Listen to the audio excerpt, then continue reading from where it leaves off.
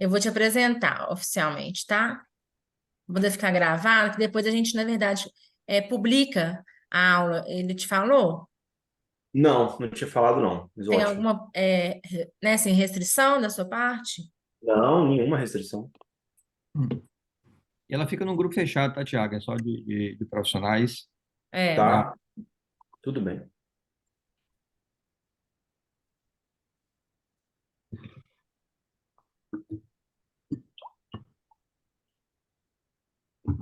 Posso projetar aqui então, né, gente? Pode.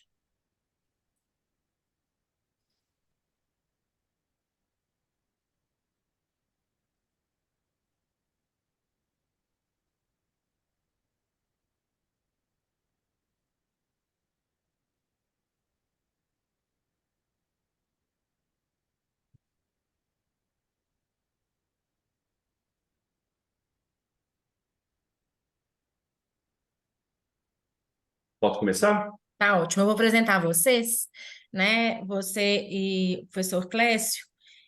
Hoje são 10 de novembro de 2023.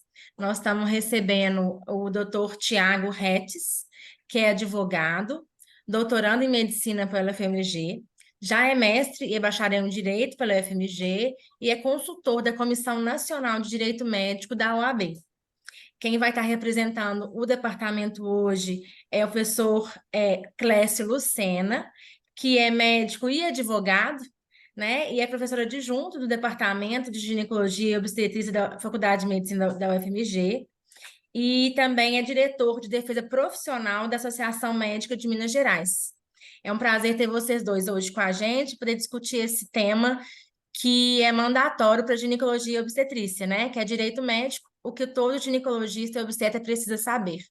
Fique à vontade, doutor Tiago.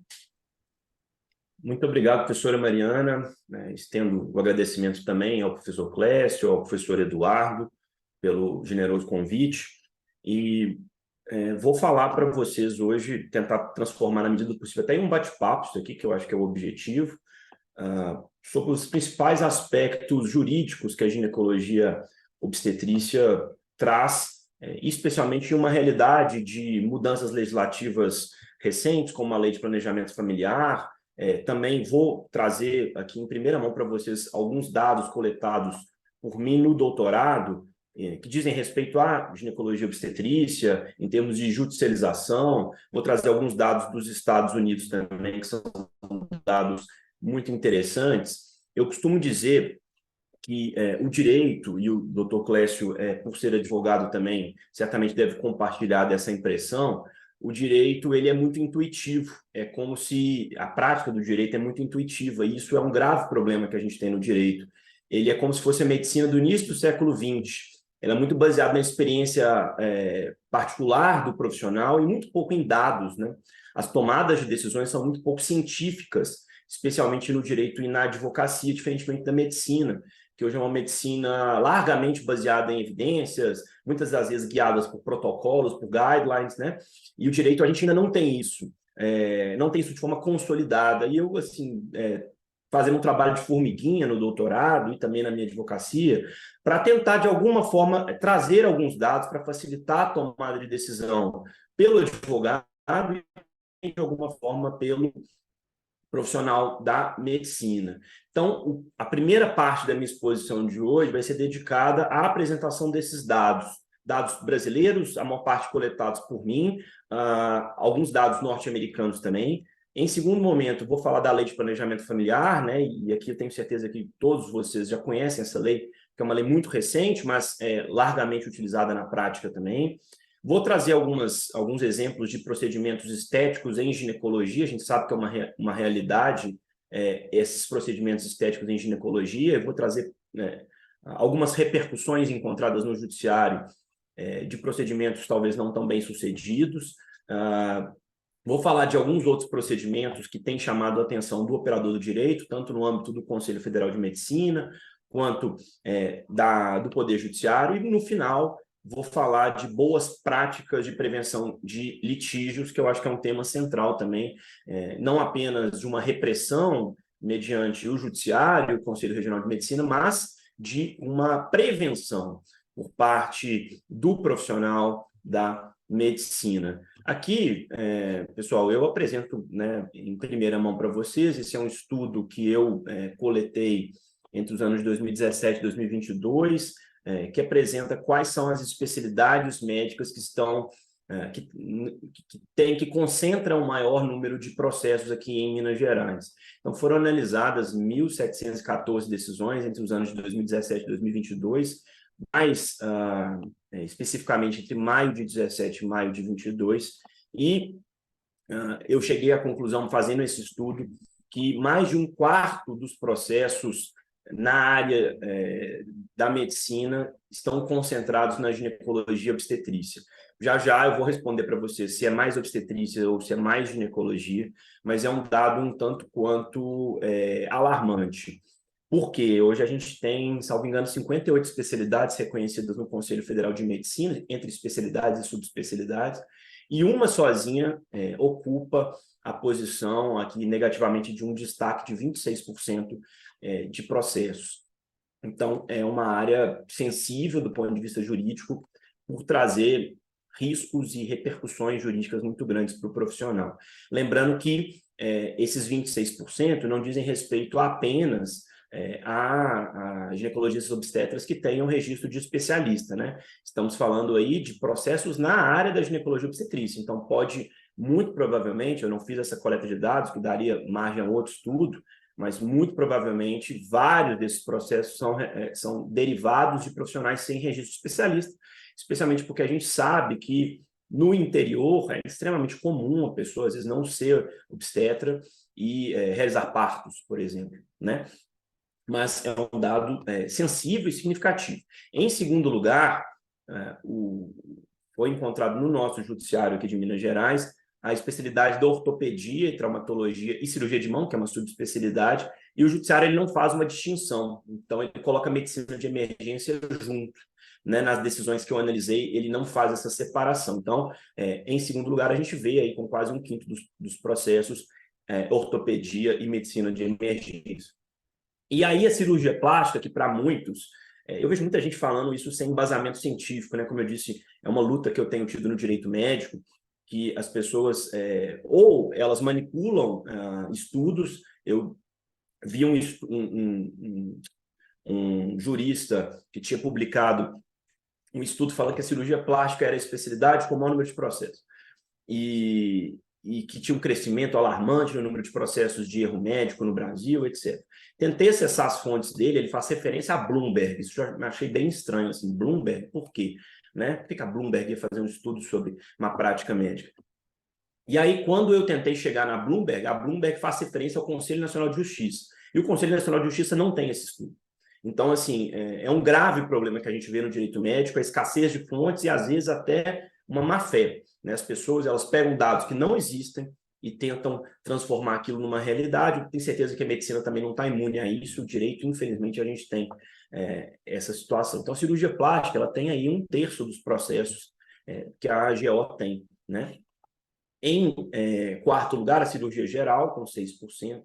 E aí, em quinto, a gente vai ter pela primeira vez uma especialidade clínica, que é a clínica médica. A oftalmologia também tem uma ramificação clínica, e a pediatria, né? Eu acho que vocês já vão conseguir imaginar por que a pediatria está em quinto lugar. A maior parte dos casos de pediatria são intrinsecamente relacionados à obstetrícia, que são os neonatologistas. É extremamente comum, ou é ao menos comum, um processo judicial incluir tanto o obstetra quanto o neonato. Então, a gente vê que a GO, de uma forma ou de outra, ela está em primeiro e ainda, infelizmente, gera repercussões também na pediatria. Aqui um dado que eu coletei também em Belo Horizonte, e aí ele é mais assertivo nesse sentido, né? A gente está em uma capital, renda per capita maior do que a maior parte das cidades de Minas Gerais, e a gente vê que a GO está com 20% da concentração dos processos, e a gente vê um crescimento da cirurgia plástica em Belo Horizonte, 12%. Então, talvez explicado pelo maior poder aquisitivo das pessoas em Belo Horizonte, a gente tem um crescimento aí da ordem de 50% na cirurgia plástica, né? E um decréscimo na GO, em Belo Horizonte. Os demais dados, de alguma forma, se assemelham de alguma forma, mas é um dado interessante para a gente ver também que Belo Horizonte tem uma divisão entre as especialidades mais processadas de forma diferente do estado como um todo. Sobre as instituições mais processadas, a gente vê que, não obstante 70% da população brasileira seja atendida pelo SUS, né, rede pública ou saúde complementar, né, como as Santas Casas, a gente vê que 65% dos processos, na verdade, são fruto de atendimentos privados. Então, por mais que os atendimentos privados digam respeito a apenas 30% dos atendimentos na área da saúde como um todo, eles concentram a maior parte dos processos, né? Isso poderia ser encarado como um paradoxo, e eu não tenho a resposta científica do porquê serem mais processados atendimentos privados do que atendimentos públicos, mas eu tenho algumas hipóteses. A primeira delas é que, desde 2019, um médico que atua no SUS rede pública, ele não pode ser diretamente processado pelo paciente, né? Então, o médico que atua, por exemplo, no Hospital das Clínicas, ele não pode ser incluído como réu em um processo movido por um paciente. Se ele for incluído, né, com um advogado minimamente razoável, essa exclusão vai ser operada ou feita em questão de meses, né? Isso é uma primeira hipótese. Uma segunda hipótese que eu teria, ainda não comprovada, é pela formação, em geral, educacional um pouco mais precária daquele cidadão que é atendido no SUS. Em geral, são pessoas com uma escolaridade um pouco menor, né, do que quem é atendido na rede privada, e isso pode afetar o acesso à justiça dessas pessoas também. Aqui, um dado que eu também classifico como bem interessante para a gente fazer algumas análises é se o médico é incluído como réu ou não nesses processos de má prática médica. Existe, via de regra, um temor do médico, né, de ser incluído, e a gente vê que 40% dos processos o médico não é incluído. O que isso quer dizer? Que vai ser incluído aí ou o hospital, ou se for público, né, o ente público, então o município, o estado ou a União. Então, não é uma realidade também que em todos os processos de má prática haverá a inclusão do médico como réu. Em 40% deles não há essa inclusão e é processado apenas ou o hospital privado, público, ou o estado, o município ou a União. Aqui um dado também que eu acho que explica bastante a razão de ser desses processos é que em 92% o paciente que é autor da ação, o seu familiar, pediu gratuidade à justiça. Isto é, ele não tem riscos com aquele processo se for concedida a gratuidade da justiça. A gratuidade da justiça é um benefício que está previsto na nossa legislação que isenta aquela parte que a requereu e foi concedida de arcar com qualquer custo daquele processo vinculado ao Poder Judiciário.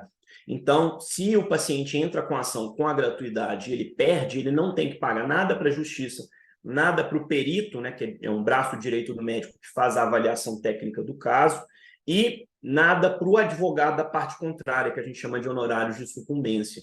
Então, o risco do paciente ou do familiar do paciente que tem a gratuidade da justiça, ele é praticamente zero. Ele vai ter que arcar, via de regra, com o seu próprio advogado, e muitos advogados, a gente sabe, cobram apenas sobre o sucesso da causa. Então, assim, a ação acaba se tornando uma grande aventura jurídica, no sentido de que ele não tem nada a perder. E do outro lado, via de regra, ele vai ter um hospital ou um médico que, às vezes, abalado com aquela situação, pode ceder, fazer um acordo, ou, enfim, né, na pior das hipóteses, deixar a causa ser julgada.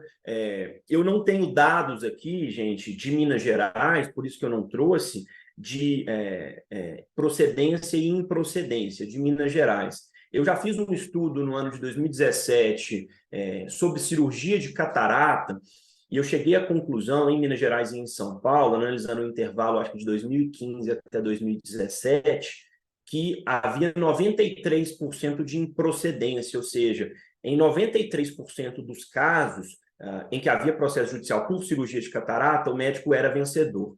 Se a gente fizer uma extrapolação da cirurgia de catarata para outras especialidades da medicina, que não apenas a oftalmologia, a gente com certeza chegaria no dado de que a maior parte dos processos são vencidos pelo médico, né? A gente tem esse dado aqui da USP de 2013, 2014, que ele fez esse levantamento lá no estado de São Paulo, 10 anos atrás, é um dado um pouco desatualizado, mas um dos poucos dados que a gente tem no Brasil sobre direito médico, né? Tirando esses que eu apresentei, que eu mesmo havia coletado, vinculado ao doutorado.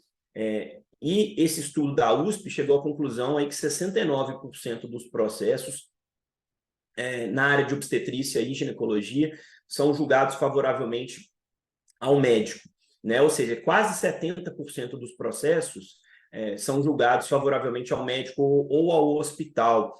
O paciente, em 31% das vezes, apenas é vitorioso, né? Para chegar nessa conta, eu peguei 63% de improcedência. Improcedência significa que o autor da ação, que é o paciente, perdeu a ação, né? E prescrição, que é quando ele perde a ação por ter demorado muito para entrar com aquele processo. Um dado legal também desse estudo é muito mais obstetrícia do que ginecologia, né? A gente tem uma divisão da ordem de quase 70% para obstetrícia e 31% para ginecologia. E o grande carro-chefe é o parto mesmo. A gente percebe isso, que é o procedimento na medicina que de longe leva a maior judicialização. Por exemplo, na oftalmologia, a gente tem um único procedimento que representa 85% dos processos na oftalmologia, que é a cirurgia de catarata. E é muito curioso, porque é uma cirurgia bastante simples, que duração média de 10 minutos, mas ela concentra a maior parte dos processos judiciais.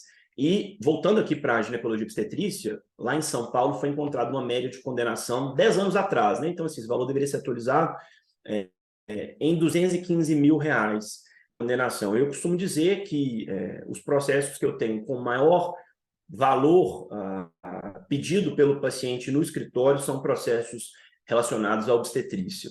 Via de regra, porque dizem respeito a pelo menos duas pessoas, né, a mãe e o concepto, e eventualmente o pai, né?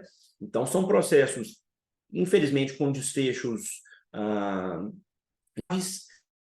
com alguma frequência que envolvem pensão vitalícia, né? Pensão é um valor que o médico ou o hospital pode ter que pagar para o paciente ao longo das décadas, né? Até esse neném, por exemplo, fazer 75 anos de idade. O médico poderia ser condenado a pagar um percentual do salário mínimo, por exemplo, ou às vezes até um salário mínimo inteiro. Então, assim, são processos que têm um financeiro de pretensão bastante elevados. Eu tenho alguns processos de 4 milhões de reais, 2 milhões e 500, 2 milhões e 100, 1 milhão e 400, assim, todos relacionados à obstetrícia. E os 5 primeiros que a gente tem em termos de pretensão são da obstetrícia.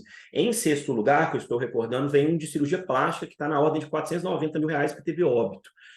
Então, tirando isso, a gente vê que tem uma relevância bem grande em termos de pedido na área de obstetrícia.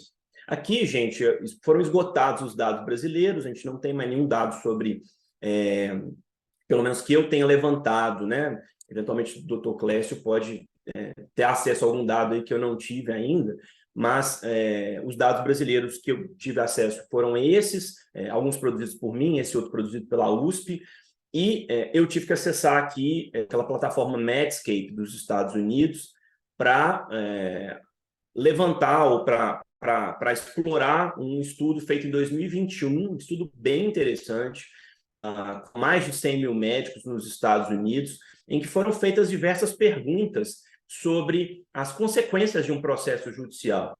E a primeira pergunta foi justamente essa, né? E eu gosto de trazer esse ponto, porque para a gente tentar entender a repercussão, e aí o direito brasileiro, no que toca à responsabilidade civil, ou seja, a má prática médica, ele é muito parecido com o direito norte-americano. Às vezes as pessoas têm uma impressão que o direito norte-americano é diferente do brasileiro, ele está cada vez mais se assemelhando ao direito brasileiro, ou melhor dizendo, o brasileiro se assemelhando ao direito norte-americano, nessa área específica da responsabilidade civil. Os pressupostos são os mesmos, né? A gente tem uma judicialização ainda maior nos Estados Unidos, os processos lá são mais caros também, mas a gente tem uma semelhança, por isso que eu trago aqui, a gente chama de direito comparado, isso, né, de pegar o cenário de dois países e fazer alguma comparação.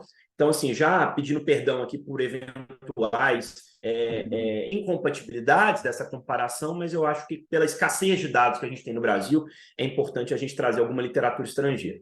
E fizeram uma pergunta para os médicos, né? Quais seriam as consequências após sofrerem um processo judicial? 52% falaram que não mudou nada na vida deles, né? Que isso não mudou nada na prática, na confiança do paciente, não contrataram mais seguro, nada disso. E um quarto, aí 24%, responderam que pararam de confiar em pacientes ou passaram a tratá-los de forma diferente. Eu vejo muito isso na minha prática. O médico, a partir do momento que ele é processado, seja no CRM, seja na justiça, especialmente na justiça, ele muda a prática médica dele, ele se torna mais desconfiado, ele se torna mais cauteloso naquela abordagem, né? Então, eu vejo esse cenário no Brasil também, de um médico ser um após um processo, e ser um antes de um processo e ser outro após um processo judicial. E vejo também, assim, quando o médico toma conhecimento do processo, normalmente tem uma fase como se fosse um luto mesmo, né, da pessoa se questionar no primeiro momento, sofrer com aquilo, e depois, assim, passadas algumas semanas ou meses, ela naturaliza aquela questão, né? Ela consegue ter uma ótica mais racional sobre aquela demanda, e às vezes a demanda diz mais respeito ao paciente do que ao médico, no final das contas. Muitas das vezes a gente vê até uma motivação de uma relação médico-paciente que, sim, em algum momento se perdeu. Ou seja, não é propriamente uma má prática a causa principal do processo, mas sim uma relação médico-paciente deteriorada, às vezes por um motivo alheio ao médico, né? Aí um dado dos Estados Unidos também, esse dado ele não encontra paralelo no Brasil de forma alguma, eu posso dizer com toda segurança, apesar de não haver estudos nesse sentido, que nos Estados Unidos 79% dos ginecologistas obstetras já foram processados. No Brasil, eu chutaria que não chega a 10%, né? Então, pensem, a cada 10, 8 já foram processados. É um número, assim, alarmante, né? Realmente, a judicialização da medicina nos Estados Unidos, ela alcançou patamares que a gente não tem no Brasil ainda, e eu não acredito que isso vai acontecer nos próximos 10 ou 20 anos. Por exemplo, aqui que é legal analisar, né? As especialidades clínicas são muito pouco processadas no Brasil. E a gente vê que a cardiologia, né, 58% dos cardiologistas já foram processados. E no Brasil, a cardiologia é uma especialidade assim, dificílima de ser processada, né? Nesse levantamento que eu fiz no Tribunal de Justiça de Minas Gerais, nos últimos 5 anos, eu encontrei um processo de erro de diagnóstico na cardiologia, um processo em 1714. Então, assim, é uma especialidade muito pouco processada, e nos Estados Unidos a gente vê que é uma especialidade que sim tem uma relevância em termos de processo. E por que é importante para o operador da medicina, para o médico, né, saber quais as especialidades são mais processadas, qual que é o impacto que isso poderia ter na vida dele? Aqui eu estou falando para professores, né, ginecologistas obstetras, pessoas com um tempo de estrada maior e uma formação. Então, a especialidade a seguir, eu tenho certeza que nessa altura do exercício profissional não é uma opção mais mudar. Não obstante, eu tenha um cliente que é ginecologista obstetra, com RQE no estado do Mato Grosso do Sul, que ele começou a fazer só procedimento estético fora da GO. Ele falou, Thiago, eu cansei, porque ele, enfim, já teve processo por homicídio no parto, tem processo de aborto, tem processo no CRM, infelizmente, ele teve uma série de processos judiciais nos últimos anos, e ele decidiu, trabalha hoje com botox, com preenchimento, com cirurgias na face, né, e saiu totalmente da GO, mas eu acho que ele é exceção e não regra. A contratação de seguro.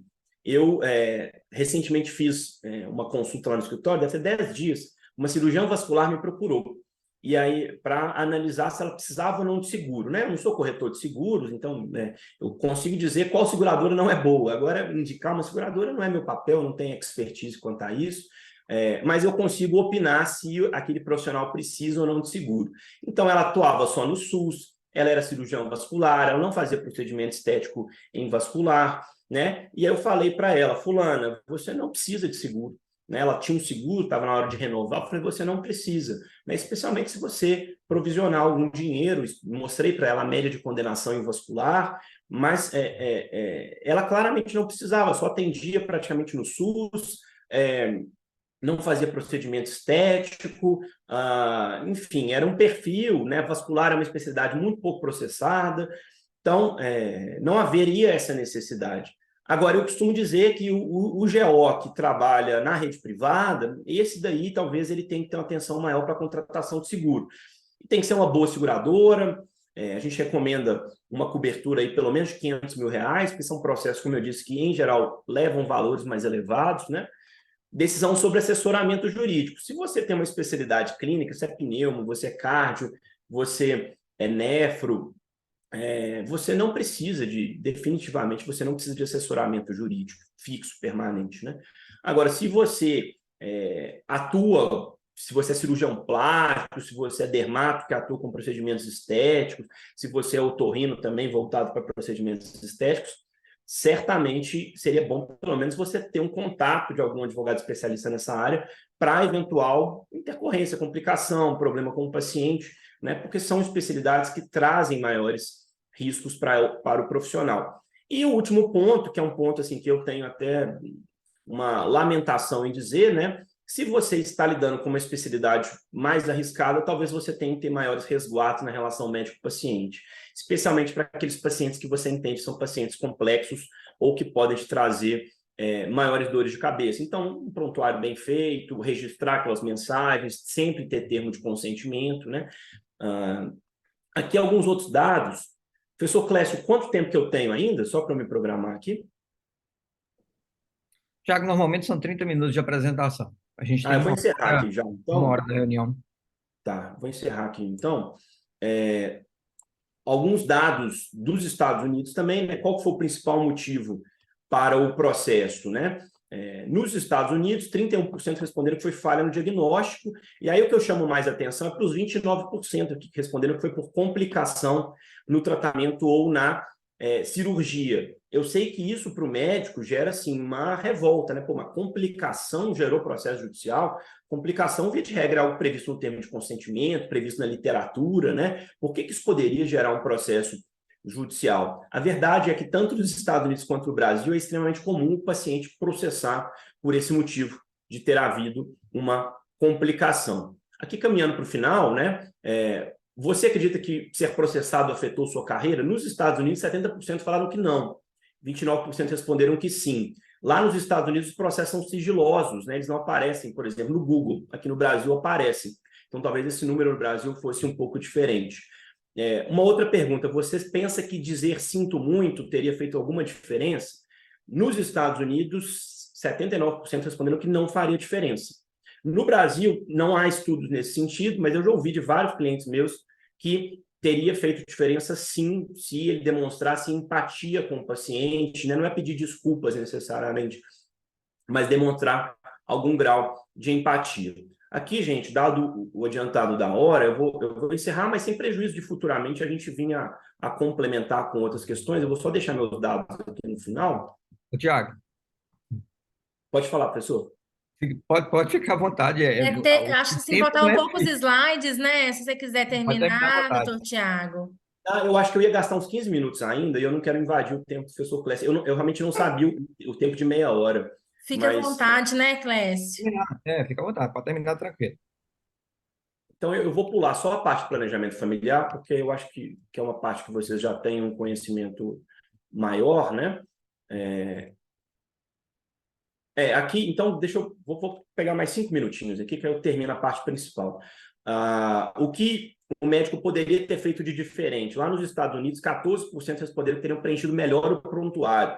Isso a gente vê com muita frequência, que nos processos judiciais, assim, e aí, gente, está tendo uma febre em Belo Horizonte, especialmente na área da estética, de aquele paciente que processa é o paciente que o prontuário sumiu, né? Assim, a gente até já fez denúncias na polícia, achando que pode ter até uma máfia, uma quadrilha em torno disso, assim, de que às vezes a secretária ou o secretário extravia aquele prontuário, né, mancomunado com o paciente, enfim, né? Mas a gente vê que o prontuário, quando ele é mal preenchido, isso daí O prontuário por si só ele não isenta o médico de nenhuma responsabilidade, mas a sua ausência ela é muito perniciosa, muito maléfica, né? Ou a incompletude. Tem um outro ponto também que os peritos judiciais batem muito, que é aquele prontuário repetido, né? As evoluções são as mesmas dia após dia, né? E de repente você tem um resultado adverso. Isso é muito mal visto também pelos peritos no Poder Judiciário. A lei de planejamento familiar, eu vou pular aqui, né? Essa parte aqui também é uma parte mais de curiosidade, de decisões judiciais condenando médico na área no procedimento da ninfoplastia. Aqui um médico que confundiu e fez uma esterectomia em vez de um tratamento para endometriose. Aqui uma análise do Conselho Federal de Medicina, que era uma discussão que havia, né, uns 5 anos atrás, com muita força, se o médico poderia ou não prescrever anticoncepcional para menor de 14 anos, né, porque, de acordo com a nossa legislação, menor de 14 anos não poderia ter relação sexual, porque isso seria caracterizado como estupro, né? E aí havia discussão que se o médico prescrevesse ou não anticoncepcional, se isso poderia ser enquadrado como um ato irregular. E aí o Conselho Federal de Medicina já manifestou de que o médico tem o dever de prescrever se ele entende que aquilo é o melhor para a saúde da paciente. Então, foi uma questão superada. Aqui eu vou falar dos últimos 2 slides, então, para a gente encerrar, que eu acho que são slides bem valiosos. Algumas boas práticas, né? Gravação de consulta. Digo valiosos porque muito médico não sabe disso, não sabe que tem esse direito. Primeiro, gente, aqui eu não quero transformar a medicina de forma alguma num campo de batalha ou numa relação absolutamente conflituosa com o paciente. Não é esse o objetivo. Mas sim a utilização de gravação de consulta para casos extremos. Então, para casos em que o paciente ou a paciente é absolutamente hostil, que você entende que ela pode já estar querendo produzir alguma prova contra você, que ela está tentando de alguma forma te imputar ou te responsabilizar por algo que aconteceu, e você tem o direito de gravar a consulta em qualquer momento. Nesse tipo de situação, talvez seja até interessante você se valer desse expediente. Você não precisa de pedir autorização para o paciente ou para a paciente para gravar a consulta. Então, eu costumo dizer, você pode colocar o celular em cima da mesa, colocar o celular dentro do jaleco, né?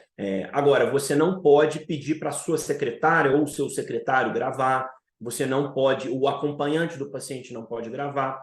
Mais uma vez, você não precisa de autorização, né? Mas tem que ser você ou o paciente a gravar. Tem que ser os interlocutores daquela conversa. Não pode ser o acompanhante, não pode ser seu secretário, não pode ser uma técnica de enfermagem, né? Pode ter câmera no consultório. Eu sei que isso pode ser muito mal visto, etc., mas juridicamente, sim, você pode ter. Eu tenho um cliente médico no interior de Minas, um homem, né? Que tá sendo acusado de assédio sexual e estupro por diversos pacientes. E a gente fez um acordo com a delegada para evitar a prisão preventiva dele, de que ele colocaria uma câmera no consultório e ele colocaria um aviso embaixo: você pode estar sendo filmado. Por quê? Se alguém denunciasse após esse fato, a gente ia mostrar, tá aqui a filmagem, ele não fez nada, né? Então foi o nosso combinado com a delegada para evitar a prisão preventiva dele. Nesse caso a gente colocou. Não estou falando que o GO tem que colocar, todo médico tem que colocar, não é isso.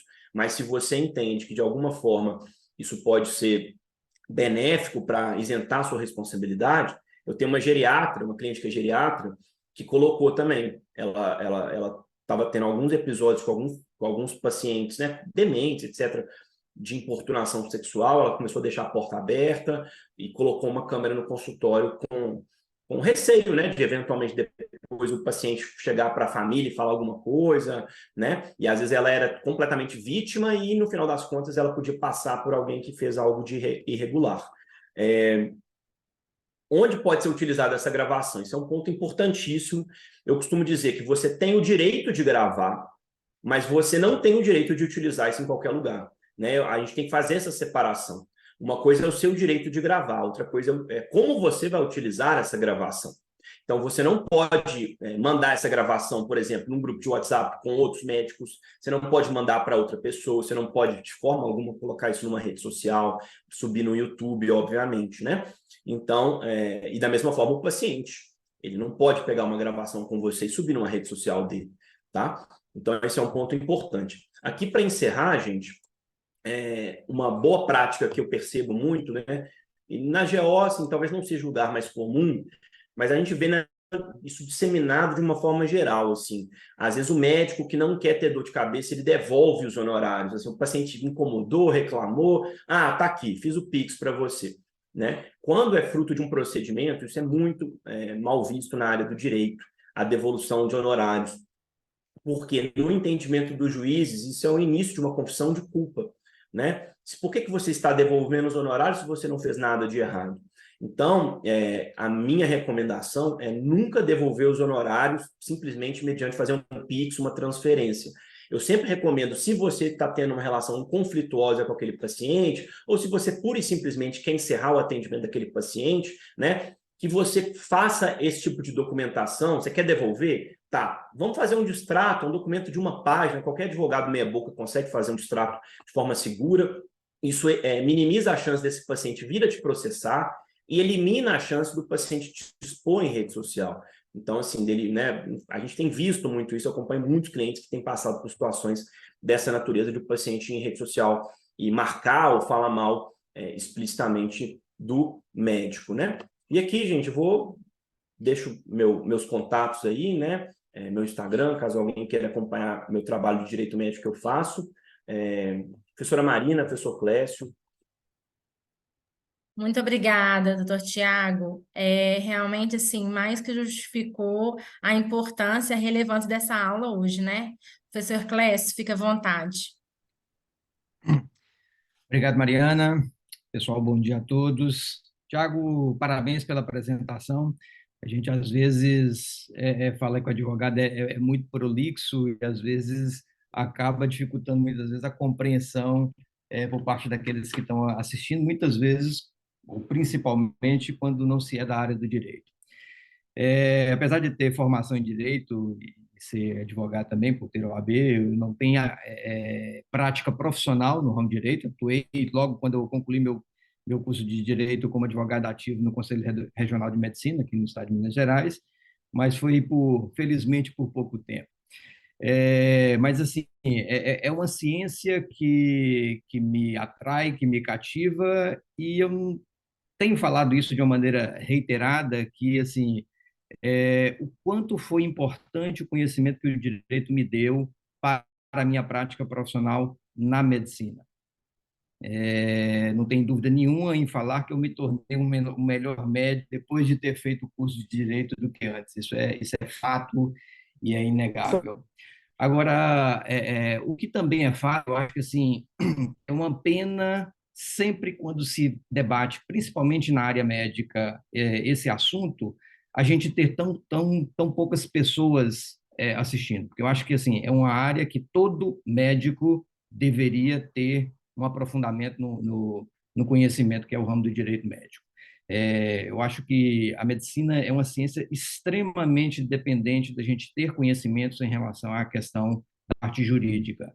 A relação médico-paciente ela é mandatória, mas o direito, a prática médica, ela é absolutamente vinculada à relação jurídica. Então, isso não tem como a gente escapar e não tem como a gente fugir. E a outra questão também que pode deixar é que o perfil dos nossos pacientes é completamente diferente do perfil de pacientes que foram algumas décadas atrás. Então, se a gente tinha no passado aquela figura da santificação, do endeusamento da figura do médico, hoje o paciente ele já não é mais aquela figura completamente inocente. Ele é um consumidor e cobra as suas exigências baseado no que há o entendimento dessa relação jurídica consumeira, apesar da gente criticar essa vinculação. Então, realmente, assim, o paciente ele já não é mais romântico, ele é um paciente consumidor. E talvez, eu acho que, assim, não exista nenhuma profissão dentro da nossa sociedade atual tão vulnerável, pensando aí na questão da relação jurídica, como a medicina. A linha que separa o ato médico perfeito e uma lesão corporal, em especial a questão dos procedimentos cirúrgicos, é muito tênue. Então, isso faz realmente da medicina uma situação extremamente. E, obviamente, a gente precisa entender também que essa relação ela não é puramente uma relação simples de contato médico-paciente. Existe uma relação de contato entre o profissional ou os profissionais que estão atuando na assistência daquele indivíduo, daquele paciente, mas também uma relação com uma série de outras pessoas, familiares, amigos, outros profissionais da medicina que também vão participar desse processo, e essa relação complexa que vai formar a base de tudo que envolve a relação médico-paciente. A realidade que a gente tem visto, sem dúvida nenhuma, principalmente o pessoal que trabalha mais na área do direito médico, é que nós estamos vivenciando o momento atual de um verdadeiro caos profissional. Então, assim, isso começa a repercutir muito negativamente, porque, naturalmente, apesar de você ter apresentado, talvez muito mais pelo perfil dos profissionais médicos dos Estados Unidos comparados com os profissionais médicos brasileiros, é que seguramente qualquer médico hoje, na realidade nossa, que vivencie uma situação de uma discussão judicial, a repercussão ela é absolutamente catastrófica, seja do ponto de vista pessoal, do ponto de vista familiar, do ponto de vista profissional, emocional e também material. Então, isso é uma coisa assim, muito ruim e acaba levando para consequências muito negativas da atuação profissional, desde a questão da prática defensiva, que tem um lado positivo, mas tem muito mais um lado negativo. Você atuar profissionalmente dentro da medicina de uma maneira defensiva é muito ruim. Você começa a praticar procedimentos de maneira desnecessária, começa a fazer uma solicitação exagerada de exames, com toda a consequência que há a partir dessa solicitação exagerada de exames, muitas vezes repercutindo com condutas desnecessárias, condutas agressivas, e que certamente vão repercutir do ponto de vista judicial também. Então, assim, é uma situação extremamente negativa nesse sentido, quando a gente avalia a questão da repercussão profissional. Infelizmente, eu não tenho como deixar de falar, minha formação mãe, minha formação base foi dentro da ginecologia e obstetrícia, mas do ponto de vista profissional, com exceção aqui dentro da Faculdade de Medicina, eu não faço atuação em nenhuma área dentro da ginecologia e da obstetrícia, eu mexo mais com a parte de mastologia, das doenças da mama, mas eu sempre digo e falo isso para as pessoas que estão mais próximas. Eu acho que assim, a especialidade mais vulnerável, dentro de toda a vulnerabilidade que tem da medicina, e os dados que você trouxe corroboram o que a gente está aqui afirmando, é que a ginecologia e a obstetrícia é uma especialidade muito, entre aspas, perigosa, pensando aí na questão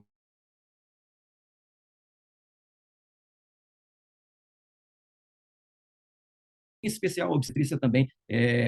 Na verdade, você trouxe dados do conjunto, né, da especialidade ginecologia e obstetrícia, mas seguramente quando a gente for destrinchar isso aí, os dados eles vão estar, na sua grande maioria, voltados para a obstetrícia. E, Tiago, só para finalizar aqui o que eu queria comentar, eu acho que assim, 3 coisas são fundamentais em relação a essa questão do direito médico. Eu acho que a gente precisa ter sempre em mente que a sagrada relação médico-paciente, nós temos que fazer de tudo para manter essa relação de uma maneira saudável, para evitar exatamente que a gente tenha a transferência de uma relação que deve ser estabelecida dentro dos consultórios, das clínicas e dos hospitais para os tribunais e os escritórios de advocacia. Eu acho que isso é uma coisa assim muito negativa e muito ruim para a prática profissional de nós médicos. E eu acho que assim 3 coisas são fundamentais a gente ter em mente. Primeiro é a questão do prontuário, você falou. Nenhum documento médico é tão importante quanto a questão do prontuário. A gente precisa ter um zelo e um cuidado extremo na confecção dos nossos prontuários, seja de prontuários ambulatoriais e também dos prontuários institucionais hospitalares. Lembrando que a responsabilidade da guarda, da detenção e do cuidado com esse prontuário são das instituições médicas, sejam instituições, consultórios, clínicas e hospitais. A outra questão também é o termo de consentimento. Assim, recentemente eu fiz uma apresentação num evento de direito médico sobre a teoria do termo de consentimento. Isso é uma coisa que tem sido valorizado cada vez mais, seja do ponto de vista da justiça comum, mas também da questão dos conselhos regionais e Conselho Federal de Medicina, e também, por fim, assim, nada substitui uma boa relação médico-paciente. Isso é a base, isso é fundamental. Todo esse cuidado que a gente precisa ter em relação à parte técnica, prontuário, termo de consentimento, o zelo pela formação, pela qualificação, pela manutenção da nossa atualização, isso é fundamental, isso está previsto e deve ser seguido em relação à questão do ponto de vista ético, mas nada supera uma excelente relação médico-paciente, eu acho que isso é uma coisa fundamental. E aqui, Tiago, eu queria só para deixar uma pergunta para você comentar, que eu não tenho uma, não, eu tenho várias restrições em relação à questão do seguro médico. Eu queria uma opinião sua especificamente sobre essa questão. Mas de uma maneira muito simples, assim, pensando na assessoramento jurídico para qualquer profissional que venha buscar essa assistência do seguro médico, tudo bem, eu acho que isso é muito válido e interessante. Mas existe uma coisa, um outro lado, que eu acho que as pessoas, muitas vezes, elas não têm esse tipo de informação muito clara, que quando um juiz ele faz uma pena ou aplica uma pena, a chamada função pedagógica da pena. E todo mundo sabe, quando um profissional ele tem um seguro médico, todo mundo sabe que ele tem um seguro e sabe o valor do seguro que cada um tem.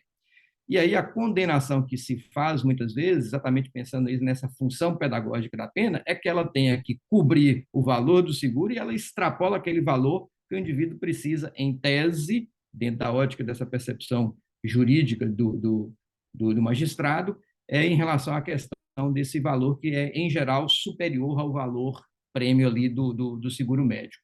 Então, eu queria que você comentasse um pouquinho a mais para a gente sobre essa questão dessa percepção de se fazer ou não, até quando que realmente vale a pena um profissional ele ter a questão do seguro médico ou não, lembrando que o seguro muitas vezes tem uma ótica diferente, às vezes da questão do certo relaxamento, aquela ideia de profissional, eu tenho um seguro médico, eu não vou me preocupar tanto com a minha prática profissional, porque eu estou garantido, entre aspas, por aquele seguro que eu tenho. Eu queria que você comentasse um pouquinho para a gente mais sobre essa questão do seguro médico. Ótimo, professor Clécio. É uma questão difícil essa do seguro, né? Costumo dizer que a escolha pela contratação de um seguro ela tem que ser muito particular, ou seja, você não pode colocar numa caixinha e falar todo mundo precisa de seguro ou todo mundo não precisa de seguro. A gente teve uma mudança razoavelmente recente na legislação. Desde 2016, você não precisa mais chamar a seguradora para o processo, né? Então, hoje, um instrumento que é muito comum é, se você tiver uma apólice de seguro, você aciona a seguradora, isso tudo de forma extrajudicial, ou seja, a outra parte não fica sabendo, e aí a seguradora defere a sua cobertura. Via de regra, a seguradora deixa você escolher seu advogado e a seguradora não aparece no processo. Então, o juiz não sabe que você tem seguro, a outra parte não sabe que você tem seguro. Até 2016, era muito comum o médico convocar a seguradora para o processo, para a seguradora já custear, digamos assim, a indenização dentro do processo. E aí, realmente, aparecia para o juiz que tinha seguro, etc. E eu já ouvi muito, professor Clécio, essa afirmação de que quando o juiz sabe que tem seguro, vai condenar mais, né? Como eu disse, eu gosto de fazer direito médico basidência, eu fiz esse estudo. Se existe realmente uma propensão de condenação do médico quando tem seguradora ou não. E há uma propensão, sim. É um índice muito mais alto, né? Posso te mandar, assim que terminar a aula aqui, mas é algo acima de 70% de condenação quando o médico tem seguro e ele mostra o seguro no processo. Em contraposição, quando ele não tem seguro, o índice de condenação fica abaixo de 10%. Né? Então, assim, realmente essa sua fala tem todo sentido. Quando o médico mostra para o juiz que ele tem seguro, a chance de ser condenado é enorme. É claro que tem alguns vieses nisso também, né? Talvez ele só mostre que tem seguro no processo porque ele sabe que está errado, de alguma forma, né? Então, assim, isso é um viés que poderia acontecer nessa pesquisa e a gente não vai conseguir resolver. Mas o dado seco quando o médico avisa no processo que tem seguro, existe um índice de condenação muito alto. Quando ele não avisa, o índice de condenação é bem mais baixo. E desde 2016, você não é obrigado a convocar a seguradora para o processo. Então, você tem seguro, o juiz não vai ficar sabendo, a outra parte não vai ficar sabendo. Quando eles vão ficar sabendo, justamente já quando o processo acabou, que é na hora de pagar. Aí a seguradora já condenou, não tem muito o que fazer, a seguradora simplesmente aparece no processo e paga, né? Então, só tentando trazer esses dados, porque realmente muita gente fala isso e tem sentido na sua fala. Excelente, gente. Considerações também super importantes. Tem uma pergunta da professora Marilene, doutor Tiago, perguntando justamente sobre a questão da gravação da consulta. Se o paciente tem direito de gravar a consulta sem autorização do médico. Tem direito de gravar, sem nenhuma autorização, sem nenhum aviso, assim como o médico tem direito de gravar também, tá? Obrigada, professor Tiago. E a utilização dessa gravação pelo paciente? Essa Também tem gravação, aqueles mesmos critérios que você colocou no slide do médico? ele apenas, exatamente, professora Marilene, ele apenas pode utilizar essa gravação para sua defesa em processo judicial na polícia, assim como o paciente pode utilizar a gravação para algum processo judicial ou para algum instrumento na polícia. E aí tem uma observação, né, professor Clécio, que já trabalhou no Conselho Regional de Medicina, talvez vá lembrar dessa orientação, os conselhos regionais de medicina entendem que você não tem o direito de gravar. Só que é uma interpretação, no meu entendimento, equivocada, porque a justiça já fala de longa data que pode gravar, né? E aí o CRM não é a instituição jurídica que dá opinião sobre o direito de gravar ou não. Quem opina sobre isso é a justiça, o tribunal mais alto no país nisso, já falou há muito tempo que qualquer interlocutor, isso não é na relação médica, não. Isso é, se eu for se eu for sentar num bar para conversar com alguém, eu tenho direito de gravar aquela conversa, né? Então, ambos podem gravar, paciente ou médico. Agora, o uso apenas pode ser feito para sua defesa em processo judicial ou em algo vinculado a uma investigação policial. Obrigada, isso para mim foi surpresa. A maior parte dos médicos não sabe que tem esse direito. Uhum. Né? Excelente, gente. Já aconteceu no Hospital das Clínicas comigo. Tinha uma acompanhante que levava os pacientes, ela vinha do interior e ela trazia vários pacientes, ela era uma assistente social, né? Aí o que que ela fazia? Ela gravava cada consulta de todos os pacientes para depois ela fazer um relatório e levar para o médico da UBS do que tinha sido feito com cada paciente. Então, ela fazia um book de gravações em todas as áreas que ela ia, ó, dentro do Hospital das Clínicas. No momento que eu percebi que ela estava gravando a mim, os alunos e a paciente, na discussão do caso clínico, eu solicitei que ela não gravasse, porque ela estava gravando pessoas que não estavam autorizando esse nível de exposição, né? E ela concordou, parou, apagou o vídeo, mas eu achava que nesse momento eu tinha o direito de pedir que não fizesse isso, porque ela não estava gravando só a mim dando a orientação ao paciente, ela estava gravando, tinha 3 alunos na sala, 4 alunos na sala. Essa Depois do orientação exame físico, correta. obviamente, era só na conduta clínica. Uhum. E em se tratando de atendimento na rede privada, que não foi o caso, se você percebe que está sendo gravado, você pode, inclusive, interromper o atendimento, se não for urgência ou emergência. Você pode falar, eu não fico confortável com isso, estou interrompendo nesse momento, sugiro que você procure outro profissional, né, se não for urgência ou emergência. Então, você tem direito. Você tem direito. Obrigada, viu? Obrigada pela aula. Imagina. Professora Flávia. Professora Marilene, bom dia a todos aí, Tiago, Clécio, colegas. Pelo que eu entendi no seu caso, ela não pode gravar, porque ela é acompanhante, né? Quem teria o direito de gravar é a própria paciente e a finalidade não é nenhuma daquelas que ele falou. Seria para... E não era uma gravação de áudio, era um filme, ela estava filmando. Acho que tem essa ou diferença seja, também, né, Tiago? E estava expondo Doutor outras Tiago. pessoas, né, se eu Ela entendi estava bem. filmando, ela simplesmente escorou assim na parede, ligou o celular dela e ficou lá. E expondo outras pessoas, né? Então, num ambiente de intimidade. Então, tem esse ponto dela ser acompanhante, dela estar filmando pessoas que não tem nada a ver com aquele atendimento, né? Então, nesse caso, eu concordo com a conduta da professora Marilene. Excelente, gente. O professor Eduardo conseguiu entrar aí agora no finalzinho. Não sei se ele quer falar alguma coisa, agradecer. Oi, Thiago. Primeiro eu queria. Estão me ouvindo? Mari? Sim. Uhum. Então, hoje vou ser rápido, vou deixar o professor Clécio finalizar também. Queria agradecer, pedir desculpas por não conseguir entrar logo no início, Thiago. Agradecer pelo aceite, prontidão, né? Foi super solícito aí. E o professor Clécio também, que teve que atrasar um pouquinho a sua cirurgia para poder estar conosco hoje. Obrigado e obrigado, Ariana, por ter aberto a aula para a gente. Tá ótimo, gente.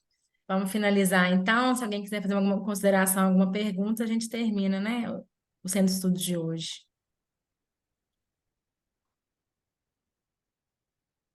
Então, se não há mais perguntas, né, a gente agradece novamente.